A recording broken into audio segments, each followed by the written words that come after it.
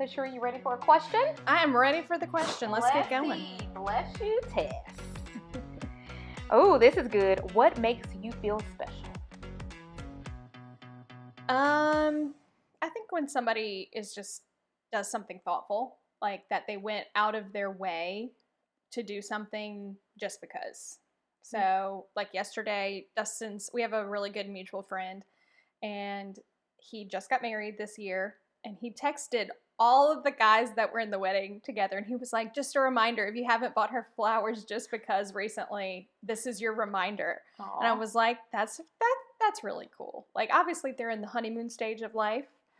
We are not, which is fine. There's there's comfortability in moving past that honeymoon stage. But I think just when you do something that's like totally unexpected and it's a total surprise and it just shows up and you're like, that was so thoughtful. Like that for sure makes me feel special. So for me, it's quality time. Like, okay. I love quality time, and I feel like now we're talking love languages or something right here. But, just quality time with the kids, family time, like uninterrupted time with whoever that person is, even if it's like, time out with a good girlfriend or, your husband, just good time making good, solid memories with somebody. Like, it always feels good and fills me up. Yeah. So I think those are things that kind of make me feel special. That's awesome. That was a good question. Yeah, I was like, man, that's kind of deep. It is kind of deep. Yeah. It is kind of deep. And it makes me think we need to have a love language episode. Oh, that is a good one because kids have their own love language. Yeah, and just as like individuals, like I think it's good to know somebody's love language so that, you can speak to their heart if you need to. Exactly. So, but this episode, we're talking about being your own boss. We are. That's always fun. It's a journey, I think. It's a journey. And I've been my own boss I worked for a team in the beginning of my career. I don't really classify that as being my own boss. So I guess probably we're about 4 or 5 years of like truly, truly being completely self-employed. Okay. You're probably a little longer. So 7 years. Yeah. And I'll say what made me decide to do that was I had been a stay-at-home mom and I realized that wasn't for me. I love who the mom said that is for them. That wasn't my journey. I enjoy working and being and having something that I built and that is of my own. Yeah. That's not necessarily associated with my family at all times. So I stayed at home and I knew I wanted to do something, but I still wanted the availability to my family. I didn't want to completely just go from 0 to 180 and I'm back to where I have to ask for permission to take off when my kids are sick or when we want to go on vacation. I didn't want that. That wasn't desirable. And I had the luxury at that time to where it was a choice to go back. I didn't have to. So I'm like, it's going to be on my own terms how I work. Yeah. So that put that trajectory for me to be my own boss, which it is a journey, hills and valleys, and all those fancy quotes that you can say about life is building and running a business. So what made you decide that, hey, I'm tired of being somebody's employee? So, it never was like really a thought in my mind for the longest time. And when I left property management and I started working for the team that I was on, I straight up was very against getting my license, being commissioned. I said on multiple occasions that I could never go commission only. And here I am today eating my words on that. But I think, I had really the luxury of building my business kind of slowly and letting it organically build. And I worked for that team for right at 3 years. And towards the end of that journey, it became evident that I was starting to really turn, my business into something. Yeah. And I decided to be an agent on the team. which gave me slightly more flexibility. But then the numbers kind of just didn't make sense after about 6 months. And I'm like, it just doesn't work for many reasons. And so it was really scary for me making the leap Yeah. from having the comfort of that team and knowing that, I've got somebody there to hold me accountable and, all of those things that when you're self-employed, it is hard to say, what am I supposed to do today? It's sink or swim. It is sink or swim, Yeah. 100%. I don't think it's for everybody by No. any means after being in it this long, but yeah, it's kind of just happenstance, honestly. It Yeah. was never in my mind like, this is what I'm going to do, just because I didn't start off growing up thinking I'm going to be a realtor, Oh no, I'm not. And I know we hear the story sometimes. Like, I always knew that this is what I wanted to do. I never wanted to sell anything. I never wanted to be commission based. Yeah. I was very content. Shout out to Dustin. I was very content with like getting a good state job, Yeah. working for 30 years, building up my retirement and retiring Yep. from the state, because that just seemed like the type of job. And Yeah. then life happened, and I just chose for my mental health instability that I needed to take a break from working, Yeah. and that I just wanted to focus on being present and being a mom to 2 young kids at the time. And that's all I wanted to do for a little bit. And then I would find my way when Yeah. it was time. Yeah. And when it was time, I definitely did. And I think I had to get out of what I thought I should do Yeah. versus who I am and what type of person I am.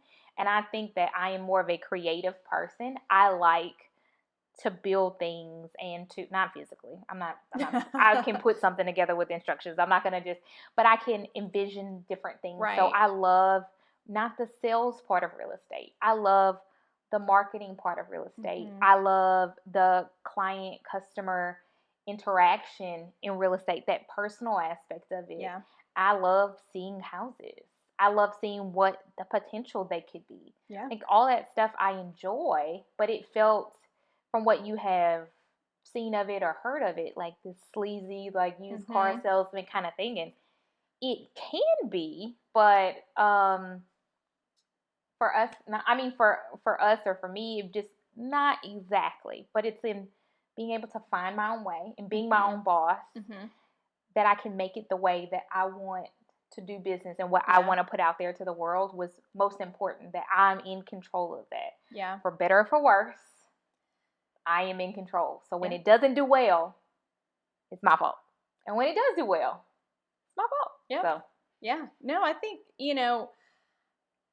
I think a lot of entrepreneurs stumble upon it because you find something you're passionate about. And so, getting into it, making that jump and just going, okay. And then you have to find your way. Yeah. There was a big learning curve for me leaving that team. I mean, I worked in corporate America for, years. I did restaurant management, and then I did property management, and I, was handcuffed to that desk for the longest time, and I would work probably way more than I should have worked. And now that's a skill that sometimes pays off in being self-employed and sometimes doesn't. But yeah. I think it's one of those things that, for me, when I really found traction and success was when you find something that you're truly passionate about. It kind of came naturally, I think, to me once I kind of got into it. It didn't hurt that we had a crazy 2 years COVID market that really propelled business, I think. And so, in becoming your own boss, I think you have to ask yourself so many things of like, does it make sense? Stepping off, do you have the finances? Like, do you have a partner that can help support you through that? Because if you're in sales, and I'm taking a course right now that says we're all in sales. Yeah.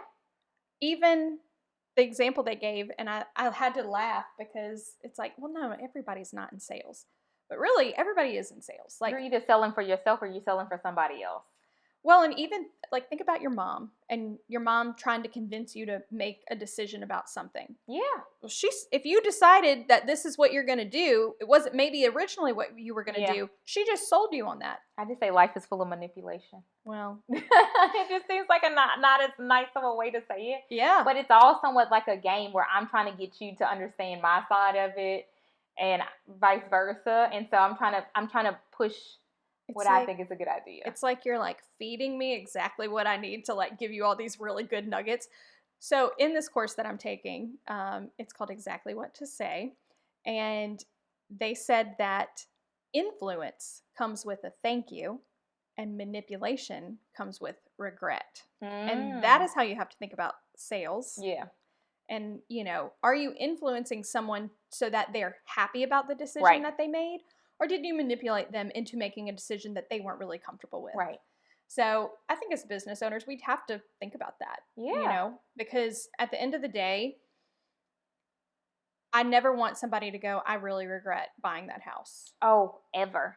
And I have this question come up a lot of times. I'm showing a house and they're like, what do you think? And I was like, what I think doesn't matter. I'm not going to pay your mortgage. Mhm. I need to know what you think, that you like it, because I don't want you to decide on this house and then call me a month later or go and tell your friend this was the biggest mistake of my life. I have had to, especially in the past 12 months, had to say, if this does not work for you, it is okay. Yeah. And you may need to take a step back. Yeah. Like, I'm commission based. If I don't sell it to you, I don't get paid. And that has to be okay, because the overall goal is for you to be happy. Yeah. It's the experience. And then the secondary part is that because I provided a good experience, that I get paid for it. You can provide for your family on it.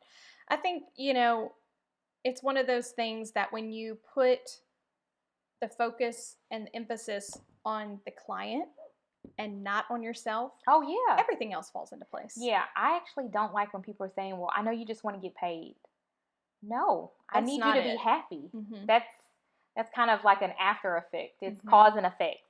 If you're happy and you can do this, which is most important, you can do this, then I do get paid. Yeah. But my job is not centered around me getting paid. It's in providing the service to you to the best of my ability. And so, like, it makes me feel bad because that's what they think that I'm only out here to do.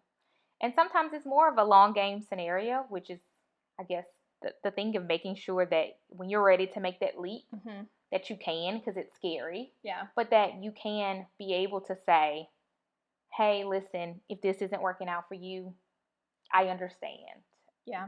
I have to cut my loss with that and be okay. And I know that's for the greater good and not for the selfish motivations that, oh, I just want to make money and whatever happens in that after I'm done is over. Yeah. And it's just never how I want to do business. Well, and that's not really a way to live. As being self-employed, like, I want to enjoy what I do every day. Right. And if I was only in it for the money, let me just say loud and clear, there is not enough money to make me do a job that I don't like. I think my miscalling, though, is how many recommendations I've given to people about different things they should buy off of Amazon, and that I didn't have like an Amazon affiliate link behind it because like genuinely I share things I'm excited about. Yeah. And I'm like, oh, I love this. I think this will work good for you. And I've bought so many things that you have recommended. I'm sorry. I mean, You're it's welcome. Okay. It's a good thing. But I'm selling it. Yeah. Influencing you out of a good place. I am excited about it. I'm not telling you about something that I wouldn't use or I know what can be a good asset to you. And I'm saying, listen, this will be good. Your pink duffel bag you travel with now. I do love that pink duffel bag. I know. I was like, this is her color. She can see it when it's coming out the conveyor belt because she's not carrying on a bag. No. I got that. I got the lighted makeup mirror, the travel mirror. You had to get that when we start traveling separate. The mounted cell phone thing that I still need to mount, but, for your car. So there's been a lot. Yeah. So, but I like sharing my excitement with other people. Yeah. And I am excited about real estate. And if at any point I'm not actually excited about it, then I know I'm not employee material anymore. Yeah. Oh, I'm not employee material anymore. Because I like flexibility. I still like being present with the girls. Yeah. However, I always want to be sure that I'm doing things that I'm passionate about, that I really stand behind. If I can't stand behind it, I don't need to be advocating for you to do it. So as a business owner, if you had to give advice to yourself starting over all those years ago, what would be the number one thing that you've learned now that you would say you need to do this in the beginning? Really be confident in yourself. Don't try and emulate other people. Know what you want to do, because as an individual, it's how you add something different to the world, in the world where everybody's doing the same thing. Listen, everybody and their mom is a real estate agent. They are. Everybody knows so many, and that's something that any conference or any class, you'll hear that comment. But not everybody is you. Yeah. So not everybody that sells or makes T-shirts or does makeup or does hair, not everybody is you. Not everybody knows how to contour like you. You are an individual. Be good. Find out what you want. So I just want to piggyback off of that before we kind of switch things up. But I just think about Target and Amazon. Yeah. You can buy the same product from Target and Amazon, but they both deliver unique things that, when you go into Target, I know we both love Target, you get the warm and fuzzy because you can go get your Starbucks and, it's an experience. Exactly. But then there's also things when you go to Amazon and you click add to cart, buy now, and it's done and I don't have to think about it and it shows up at my door and I didn't have to do anything. So they both offer unique things. Yeah. Even though it's the same product that you buy. Yeah. And the same thing with Walmart or any of those stores. It is what you have, and you will have a customer for your product or your service. Yeah. If you have the right motivation. Yeah. I think if you're going into it with the right intentions and the right heart, I think those things will come. Now, how quickly, sometimes it's different, but, I think everybody has their ups and downs in business, and, buckle up, buttercup. Right. All right. So what would you tell yourself 5-6 years ago? Diving in. I think that there are 3 things that really are the cornerstones of being your own boss that will make or break your success. The first one is to treat your business like it is a business. Yeah. I could lounge around all day. I don't have anybody telling me I have to be somewhere. I don't have anybody saying, oh, well, can you meet me here? I need you to do this. That's on me, So treating your business like a business, having, a good workspace set up, having whatever that looks like for you to treat it like a real business. I have working hours where I'm like, all right, this I'm going to do, this time. Which kind of leads me to my second point is time blocking. Yeah. I think that and look, I've gone through phases of life where I did it really well, phases where I didn't do it at all. I'm circling back around to all right, cool, it's time. I do time block, but I know that I need to be better. Yeah. To maximize the time and everything that I want to do, because it's no secret I'm a yes girl. I like to say yes. I like to do all the things, and I think I'm capable of it, but there's only so much time in the day. And so I think time blocking, the sooner you accept it and get good at it, the better off you will be as a business owner. And then I think the third piece of the puzzle is I think it looks different for everybody, but either find a good networking group or hire a coach. I think, or both, honestly. Yeah. I've seen serious trajectory since hiring a business coach, that you do add that element in of a little bit of accountability, a little bit of competition. I'm in group coaching and we're in a competition right now. We kind of do these, quarterly challenges, and whenever they post, oh, this person did this and this person did this, and my name isn't up there, that pushes me to want to be better. And I'm like, you know what? I'm going to hit my goals next week because I want to be one of the ones that are on top. And so I think the moment that you get enough traction that you're able to hire a business coach, I know when you look at it at the year, you're like, that's a lot of money. But really and truly, it's paid off in tenfold for me for either just skills or commissions or whatever, because I know that I am so much better of an agent because of it. So Yeah. I think that those would be the three things that if I had to go back and say, all right, at the beginning, and you just don't know what you don't know when you Yeah. start off in business. And so being able to tell yourself from an understanding of like, this is what's going to move the needle in your business. Yeah. I think that those three things are absolutely pivotal. Yeah. I think so. I think it's one of those aspects of like betting on yourself that Yes. I'm willing to put my money where my mouth is. Now, I have been one that I will spend money and waste it.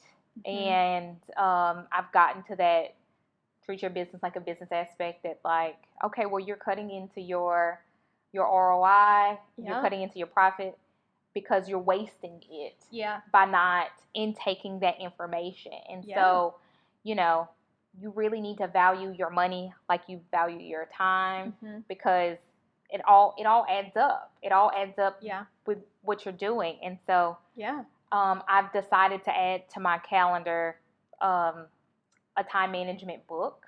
Yeah. Just because one of those things I was really hard on myself this summer. Hey, when the kids are back in school, fill out your schedule. Yeah. And I mean, even if that's me putting a nap on the schedule every day, which I'm strongly considering, but that I fill it up because if I don't, I'm going to waste it and I'm going to squander it and I'll have nothing to show for it.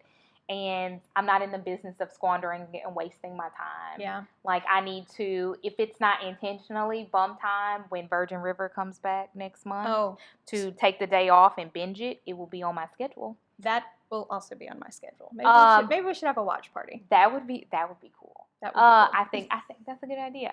But those things are intentional that I maximize that time because now, really, I didn't have any excuses before because I don't have to work a contemporary schedule. Yeah. So I could fill it in and puzzle piece it together. But you know, I chose to kind of fill it up with other things that wasn't as important. And you know, I can't go hang out like I want to because there are things that I need to do. But and really though, I also like to continue to learn. But I think that's not even just to being your own boss and self-employed. But I like to continuously learn more things to be better. Just a better human. At how I can serve people, at the logistics of my job. Like, you know, some people just think that realtors just shoot out numbers of how to price a house, and it doesn't really work like that. No, it doesn't. It's a different science to it. Not complicated, but there are things that we learn to do it better. Yeah. You know, or new laws because I don't want to be sued for anybody. Not. Definitely not. You know, but to keep getting in my education beyond what they make me do every year. Yeah. Well, it's like any budget. You know, you think when you think budget, because that's essentially what time blocking is. You're budgeting your time. Yeah. It's one of those things that if you don't tell your money how to work for you, you don't tell your time how to work for you, it's going to work how it's just going to do whatever, fly by the seat of your pants. And you're going to get to the end of the year or the end of the quarter or whatever that is. And you're going to go, man, I did not hit my goals. I did not, achieve what I wanted to do. I didn't make the money that I want to do. And that's the reality of being self-employed. Like, it's up to you to keep the train rolling. But I think the worst part is if I've had hours where I know no one is at home, they're gone, and I spent that day out and about and not designated administrative time. Yeah. Or I didn't schedule it properly during the week, and I have to use that statement to my kids, well, hey, mommy has to work for a little bit. Yeah. Sometimes I have to, but I don't want to depend on that statement. I want to schedule out my time appropriately. Yeah. And that they see mom's working hard or know mom's working hard, but then I still have time for them. I still have to, because then what's the benefit of being self-employed if I still can't be, if you're working, if I can't be available to I can work a whole lot less for somebody else and have a designated schedule. Yeah. So just, time management. I want to be so much better at it because for so long I've messed it up. That's an easy thing to mess up. It is. It is. And I love structure Mm-hmm. and schedule. Like it just works better for me. It honestly does. Yeah. It works better for the girls. When I get off of it, like summer break, Yeah. vacations, it takes me so long to regroup it. I'm like, what is wrong with me? But I'm Yeah. off my schedule. I'm off my routine. Right. And it once I shift, I have to stick to it. But Yeah. like I'm a digital calendar. We now have the acrylic calendar on the Yeah. refrigerator. All the I got a calendars. paper calendar. There's a calendar for this, a calendar for Right. that. But I'm like, hey, listen, it may sound overkill for some people, but I know I need that for the Mhm. structure, for the accountability that I visually see it. Yeah. Or they know, hey, mom has this on the schedule today. Yeah. Please don't ask me to do anything on this day, but we can always plan something. Like Sure. our Fridays are blocked out for the girls. Like in the afternoon, that's Mhm. family fun night. And so we're looking to implement Sunday dinners. We're not the family that eats dinner together. That's horrible, and Yeah. I kind of would like it, but we're like, Yeah. least we can do is make sure 2 nights a week that for sure they're quality time with Yeah. our kids, because we have a sophomore in high school, guys. It's I mean, time is fleeting, and so it's one of those things that if you don't make the most of it now, at some point she's going to be going off to college. So Yeah. I think that's a really good, time is it's so important. I mean, in every aspect of life, obviously. I think another good business tip that I wish that I would have implemented sooner rather than later was getting an actual business bank account. Yeah. My amazing coaches, they always say you can't run your business on zero profit margin. So, Right. there's going to be expenses. And so now, I kind of budget to where it's like, all right, cool, I made X amount of dollars this month. This percentage goes to marketing. This percentage goes to taxes. This percentage goes to me, Yeah. So, and really, I've kind of even evolved beyond that I try to just pay myself this much money every single month and if there's surplus, sometimes I write myself an owner distribution check, and that's, a little bonus for me. But outside of that, like when you start to really treat your business like a business, Right. things will drastically change for you, because when it goes into your main bank account, especially a big commission check, which feels big, it's so funny to me now that like I used to see a $3,000 commission check and be like, yes, like that's such a big paycheck. And now, because I'm running business like a business, and it's okay, cool. Well, now my broker took this much, and now I've got to put 20% of what's left over here in my tax account. And then, all right, cool. I know that I need 10% to go towards my marketing budget and expenses and stuff. And by the time you've checked it all down Right. and you see what's left, it's like, oh, there's not that much really left that's going back into your pocket on some of those smaller, $3,000 checks, which look, I have clients all across the board. I have investors that are buying and selling $50,000 properties. And then I've got people buying, $500,000 houses or more. Yeah. So it's all good business that, Right. You're building upon itself. But when you start really going, okay, I am very clear on what the business expenses are. And now I understand what really the goals are financially, that I've got to make a certain dollar amount to just hit break even. Yeah. It's being a realtor, even if you don't sell anything and don't market anything, there are still costs. Oh, it's expensive. So I guess with that being said, like truly just building a solid foundation. Yeah. Is the key to self-employment. Yeah. Is treating it like a business, setting up the framework of the business bank account. Yeah. Creating a schedule for yourself as if business hours, as to Yeah. what time of day I will be willing to be out with customers, what time I'm going to set for administrative work, Mhm. and what time I'm going to pour back into the business with educational value or anything like Yeah. that. It's like building that solid foundation. That way, it can stand the test of time. Get it out, girl. I think that those are really good. If you start there, you're going to build a sustainable business for sure. Yeah, because you don't want to go out there and know you have a good, solid thing to offer the world, and Yeah. you know, and it just not be, it'd be more hard work than you thought it was going to be. Like, Yeah. you want the hard work to be worth it. And owning a business, no matter, I don't care whether you're a sandwich shop, you're a realtor, you're in sales, you have an organizing business, like whatever it is going to be hard work, which is so important. Why? You need to enjoy it.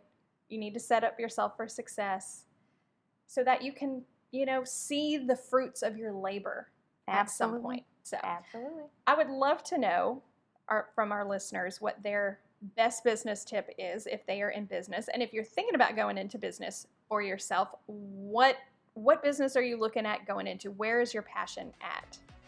So you guys have a great week, and we will see you next week. All Bye. right, bye.